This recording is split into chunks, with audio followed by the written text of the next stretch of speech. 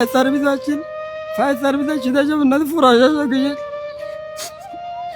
যদি কেউ সাহায্য সহযোগিতা করে থাকে তাহলে ওকে বারে করে ঘুরতে রেখো নহলে আত্মে এভাবে খোলা হাজার টাকা করে আঞ্চলিকে একখান হতা আছে যদি গড় সুড্ডুকে তাহলে বেড়াগিন থাকে কিন্তু যদি অন্যরে তাহলে বেড়াগিনও না থাকে সময় তো শুধু বলছিলাম বাঁশখালী থানার অন্তর্গত শেখেরখিল ইউনিয়নের ৯ নম্বর ওয়ার্ডের চমন মিয়া বাফের বাড়িতে গতকাল ১২টার দিকে 4টি বাড়ি পুরো একদম ছাই হয়ে গেছে একদম সব কিছু হারিয়ে এখন নিস্তব্ধ। তো আমরা আজকে দেখার জন্য এসেছি। তো আমাদের শেখেরখিলের মানুষ আসলে তাদের পাশে দাঁড়ানোর জন্য আপনাদের সবাইকে আহ্বান করছি।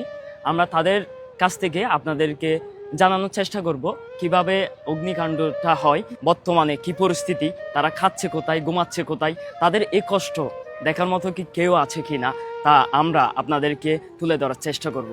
গত হালিয়ে যে গর্গিন ফোরা গিয়ে তার মধ্যে তারা দুই ভাইয়ের গর্গিন বেশি ক্ষতিগ্রস্ত হয়ে আয় হাত আসছিলাম বাইরে পরিবারও নছিল আয় দেখি মানে ঘর বদ্ধি হয় আইরে কাশি পেতে উড়িয়ে পানি মেরতে চাই রাফে আর পানি দিশের বাল্টি দিয়ে পানি দেওয়ানো করে দেখি আর তো পুরো ফেলা দুম করে নিছি পরে আবার পানি মারাতে আসি মারাতে আসি এটা বহুত চেষ্টা করি অনেক কিছু করি না আর ফায়ার সার্ভিস আসছিল ফায়ার সার্ভিস সেটা যাবেন না পুরো গিয়ে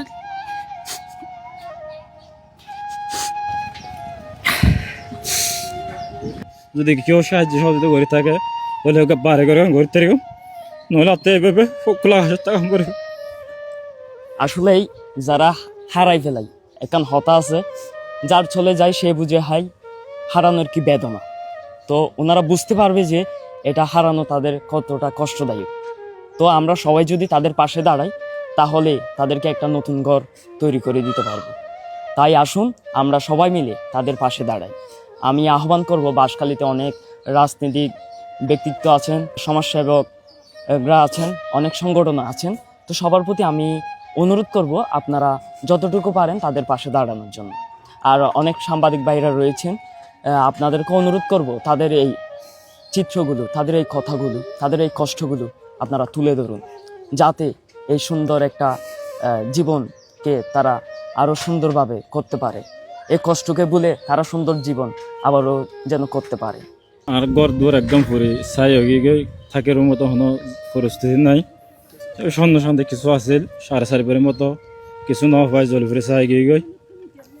আর ধরতে গেলে এখন একদম শূন্য, মানে গোটে এনে চা খাইব পানি খাইব এই ধরনের।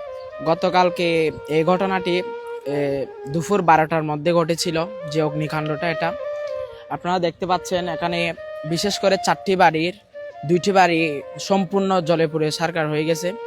ওদের খাওয়ার জন্য মোটো কিচ্ছু নাই, ওদের থাকার জন্য কিচ্ছু নাই।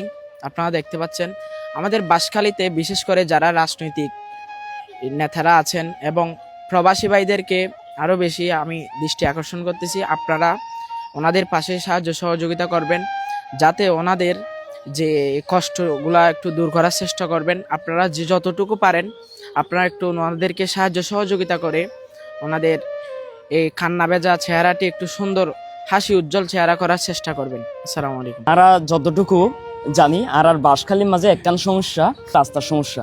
গত হালিয়ে আর যতটুকু জানি পারলাম নাফরা বাজার দিয়ে তারা আইবুর চেষ্টা করিয়ে, কিন্তু রাস্তা ভাঙার হারণে ইন্ডিয়া আবার যাইয়ের শেখেরখিল রাস্তার মাথা তুমি ঘুরিয়ে মলয় বাজার দিয়ে রাহ করি, যার হারণে ততক্ষণে গরগান ফুরা গিয়ে যদি আর রাস্তাকেও ভালো থাকতো তাহলে হয়তো একখান ঘর ফুরা যায়, আরো 3 ঘর ঠিক থাকতো।